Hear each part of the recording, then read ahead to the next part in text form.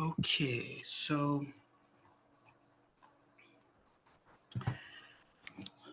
in the textbook I'm using, this is still part 2 on social change in the United States.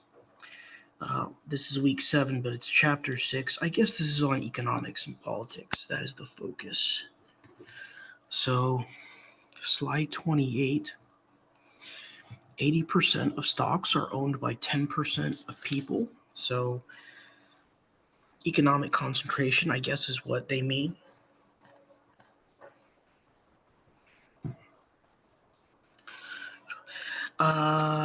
Slide 27. So, oligopolies and monopolies. For example, Apple and Microsoft control market share in the computer industry. So, that would be an oligopoly because it's controlled by more than one, whereas a monopoly would be controlled by one.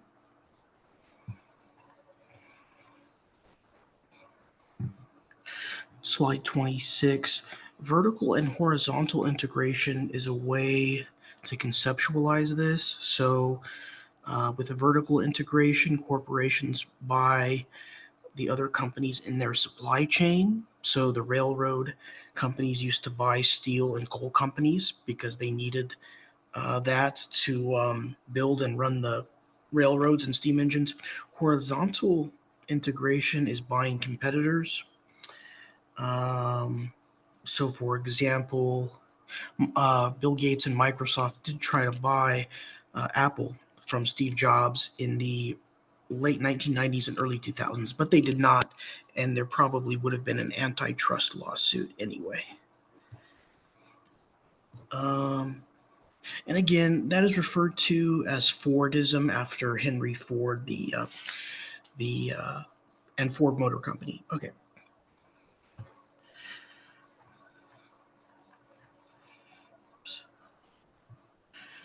Slide 25.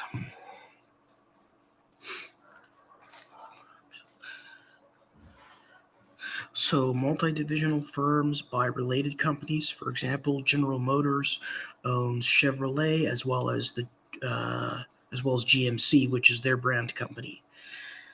Conglomerate mergers are unrelated companies. So Berkshire Hathaway, the stock investment company owned by and operated by Warren Buffett, used to own McDonald's, Walt Disney, and Coca-Cola.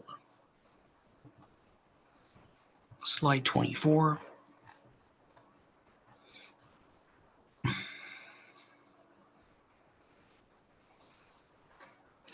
Deconglomeration. Again, this could be referred to as like post-Fordism, sorry, or Nikeification, Uberization. So again, subcontractors are used or independent contractors. It is supposed to be quote unquote leaner and meaner. So nothing is done in-house that does not have to be. The workforce is disposable. Yeah, so that's that. Slide 23.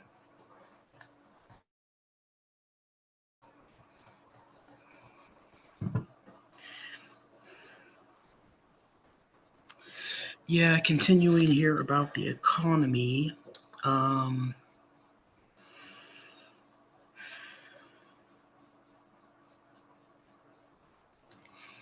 In the 1950s, 5 to 10% of the economy was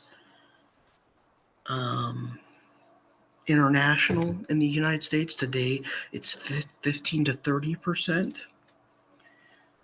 So, yeah, and banking was 10% in the 1950s. Today, it's 20%. Whereas manufacturing was like 20% in the 1950s. Now it's 10%. So it's gone from manufacturing to finance and from national to international. Slide 22. McDonaldization. Yeah, so this is all about bureaucracy and organizations. They are efficient but less free. course, Karl Marx would say the workers are exploited by the owners and this alienates them. Slide 21.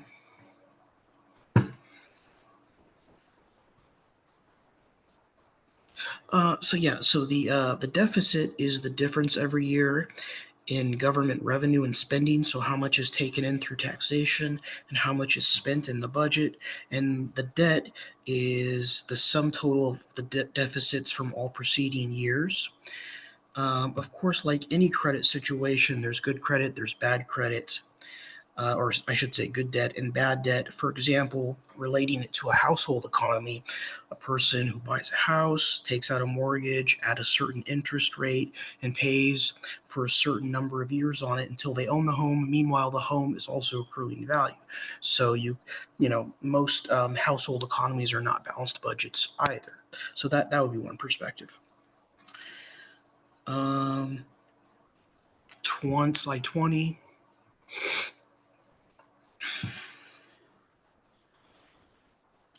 Well, I mean,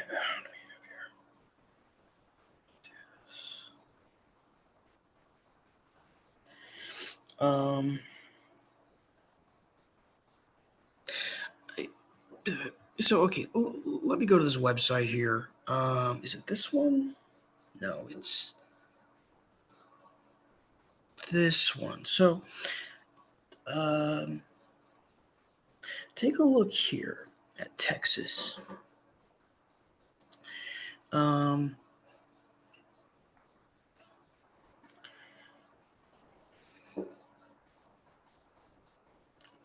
So about low-income people pay about 13% of their income in taxes, whereas only about 5% of high-income people in Texas, excuse me, I should say high-income people in Texas pay about 5% of their income as taxes. So actually, the poor pay more taxes than the rich as a percent of their income in Texas, even though there's no state income tax. That's because sales taxes and property taxes are higher there because they still have to pay for things like local schools. And middle and low income people uh, use a greater share of their income to purchase necessities like food, shelter, clothing than wealthy people do. This website calls that a regressive tax system. This is the Institute for Tax and Economic Policy, by the way. But then we have California. So in California, low-income people pay about 12% of their income in taxes, and high-income people also pay about 12% of their income in taxes. And there is a state income tax in California.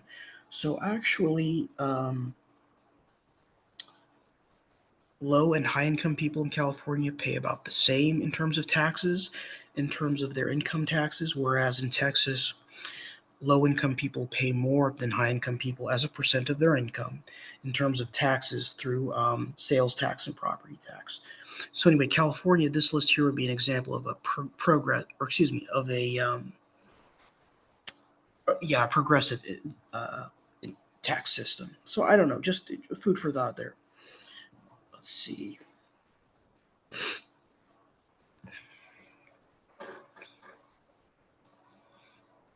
Slide 19. Well, again, this is about tax policy. I'm going fast here, so read the slides. The slides are backwards. I'm going from end to beginning instead of beginning to end. But it's just all about economics and politics and power and profit, that kind of stuff, corporations, business operations, fiscal policy, which has to do with tax and spending, revenue and budgets. Here is an interesting thing, though. So this is not exactly related to this slide, but just I was like, well, what could I say about this? Well, take a look at this.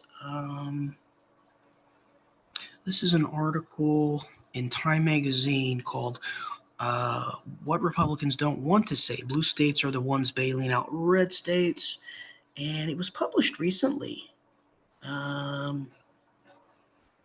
It's by these folks here who work at Yale. But what was interesting here to me was this paragraph. So, from 2018 to 2022, individuals and organizations from blue states contributed nearly 60% of all federal tax receipts, but only received 53% of all federal contributions, meaning they paid 60% in federal income taxes, but only received 53% of benefits back. To states in the form of either direct payments, grants, contracts, or wages. Meanwhile, red states were only responsible for 40% of federal tax receipts, but received 47% of all federal contributions to states. Right, so a 7% differential that in effect equates to more than $1 trillion in transfer payments from blue states to red states, amounting to $4,300 per capita. So, in other words, this article is suggesting that blue states pay more than red states in terms of federal income tax, but receive fewer benefits, which on average, it's just an average, but on average is about $4,000 a year transferred from each person who lives in a blue state to each person who lives in a red state, or about $1 trillion a year transferred from from blue states to red states. That's interesting because states like California have a large economy. We do not have a balanced budget, but we do have state and local social safety nets, right? Whereas there are other states like Alabama or Mississippi, which do have a balanced budget, but they have a small economy that does not create a ton of jobs and no local and state social safety net. So low income people in those states have to get on federal public benefits like food stamps and welfare. And it turns out that other states, like blue states, typically are the ones who pay for that. So just another way to look at the budget, this is not widespread knowledge or information. So just when people talk about, well, we have to balance the budget and that kind of a thing, well, this is. I mean, there's this aspect to it here as well. Okay, what else? Slide 18.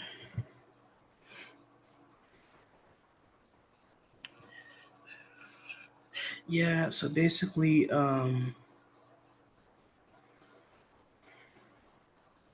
well, I mean, so another way to conceive of this this conflict over taxes would be to say that, I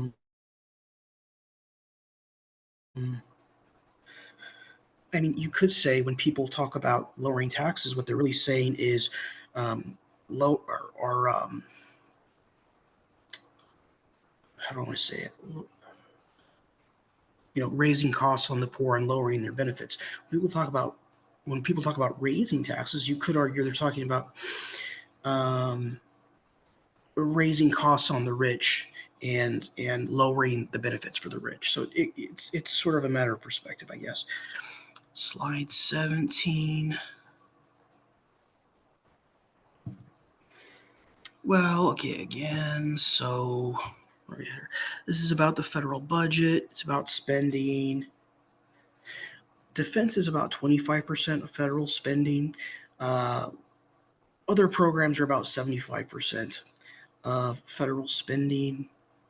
The budget is a reflection of values. People are usually in favor of paying for things that they value and not in favor of paying for things they don't value. So I guess if you like defense, you are okay with paying for that.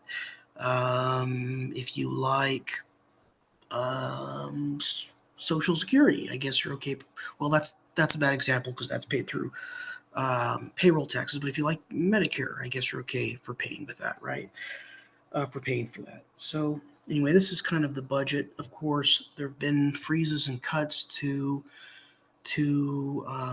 health, income security, veterans benefits and services are supposed to get cut this week, although I'm not sure if that will actually happen. Education, Transportation, there have been requests to fire air traffic controllers and cancel the TSA union contract, as well as degradation of natural resources and environment. Defense has not been touched yet, though, which is kind of interesting. But anyway, so that's the budget. Slide 16.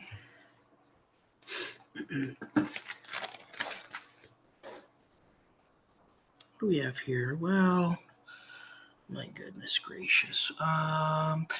There's this interesting video on YouTube. It's by Democracy Now! It's called Crack Up Capitalism. Historian Quinn Slobodian on Trump, Musk, and Movement to Shatter the State. So if you're interested, that is there. That's about how should I put it? Well, the budget director Vogt, he's a libertarian, so he's into he would like to take the U.S. government, the federal government, back to how it was before the year 1900, when there were only a few departments, like defense, state, justice, and that was it. Before the New Deal, before the Great Depression and FDR and Social Security. This historian also mentions that Trump is a transactionalist who views the government as a business or like a real estate business. And then what else? Steve Bannon has been linked to the alt-right, which has been criticized as a fascist movement. And then there's Musk, who's into technology. He bought Twitter and renamed it X and fired numbers of employees to try to cut costs, and that may be kind of what he is doing now in whatever his role is now, whether it's legal or not. That is kind of, they all have a certain perspective, I guess you could say, and and it can be conflicting perspectives. Slide 15.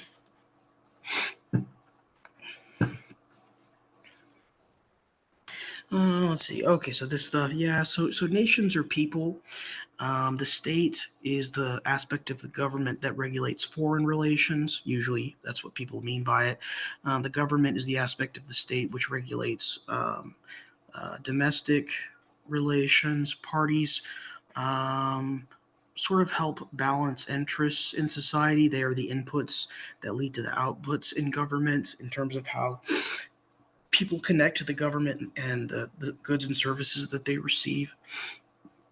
And yeah, so parties are not in the Constitution, but they are part of government, because when there's an election and the government changes, parties change. The party elite from one party is switched to another in the government. Slide 14.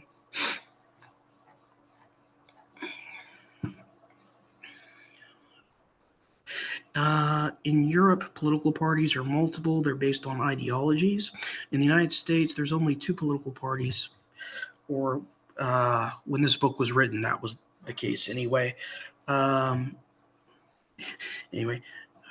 they are more coalitional, meaning, for example, there can be economic and cultural liberalism or economic and cultural conservatism, but they are kind of together in political parties.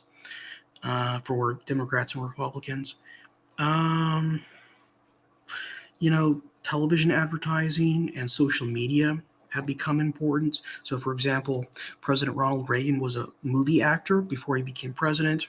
Obviously, President Trump was a reality TV star on The Apprentice before he became president. Slide 13.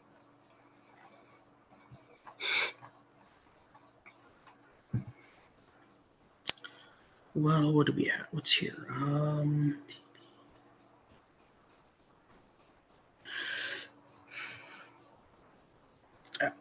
What should I say about this?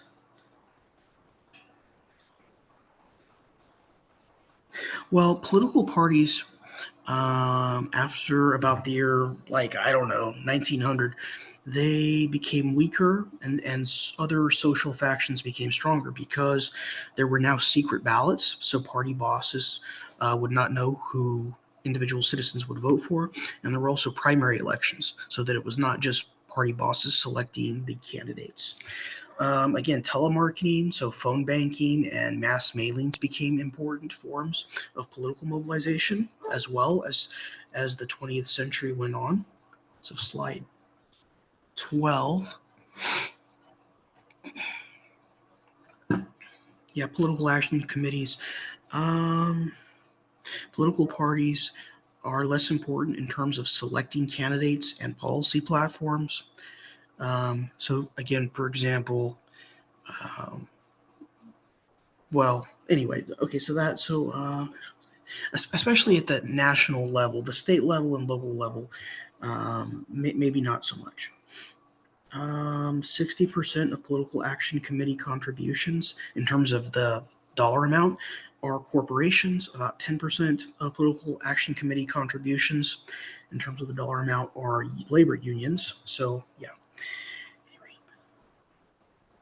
80% of political action committees are either corporations or unions. Um, Slide 11, proportional representation. This is more like coalitional governments that are formed in parliamentary systems. Um, Whereby parties work together to form the government, basically. So yeah, but we have a presidential system, so I'm not sure. I mean, democracy, it's rules about how to talk to each other. A lot of parliamentary procedure is just about whose turn it is to talk.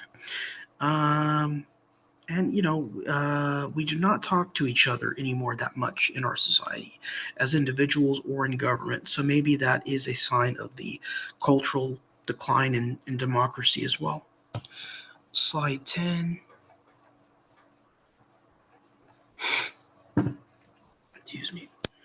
Social movements. Okay, we covered that already. Of course, there are elites and masses within the social movements. There are counter movements. Yeah, I'll just say that. Slide 9.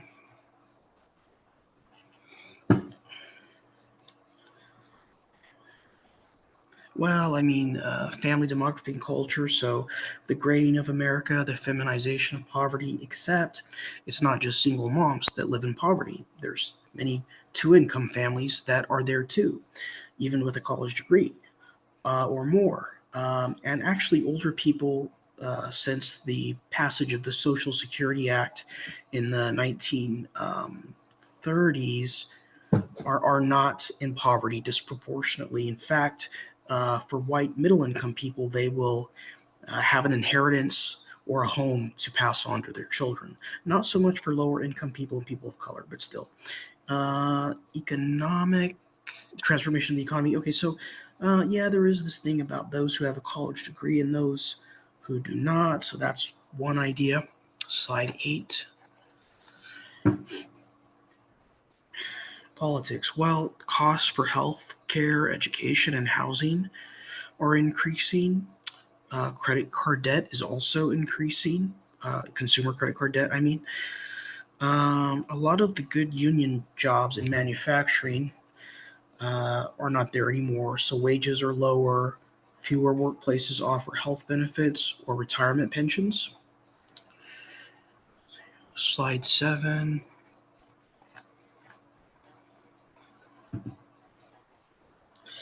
Uh, well, this is harsh, but Light and Fitzgerald, 2006, call this the post-industrial peasant, which is actually almost everyone who lives paycheck to paycheck, basically, in the United States.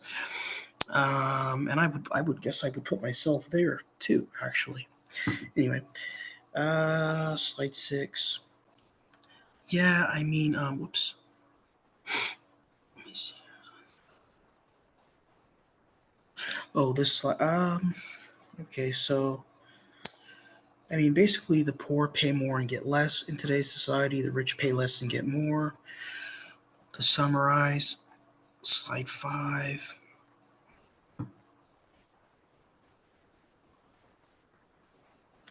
Well, again, economists make the case that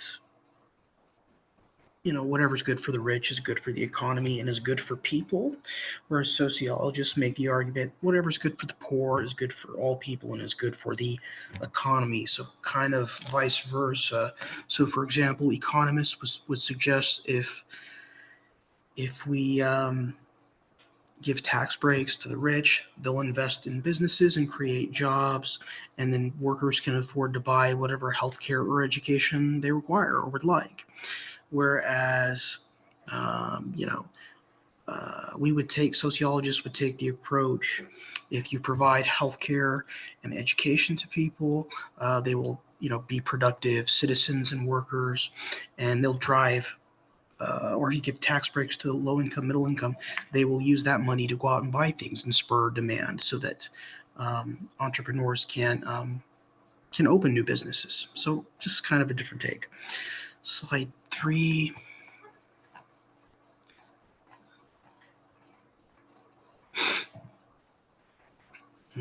Okay, so economic and political renewal.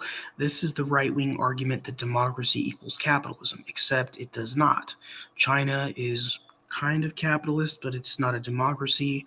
The United States is capitalist, and it's not headed toward being more democratic. So, and then the cultural and moral decline.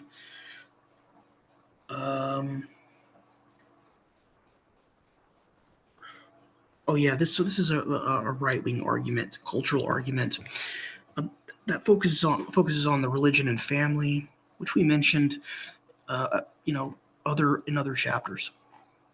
Slide 2. Economic and political decline. This is the decline of American empire, which suggests the United States will either isolate or realign itself. So, the United States is the most powerful country in the world still. It has been aligned with democracies. However, it would change itself and the world were it to align with anti democratic countries like Russia, China, India, the Philippines, Poland, Hungary, Venezuela, Iran, Cuba, North Korea, and so on and so forth. Let's see. Social inequality can destabilize democracy. So I guess January 6th would be an example of that.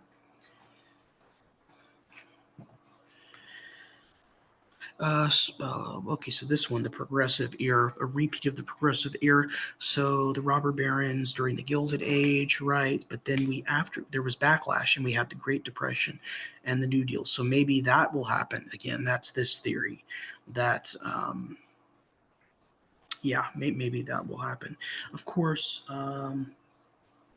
that was when this book was written 2, 3, 4 years ago.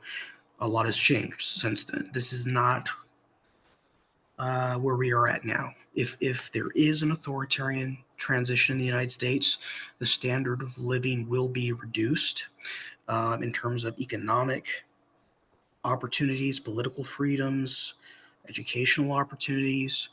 Financial aid was not cut off this term, but had it been, people may not have been able to afford to go to school.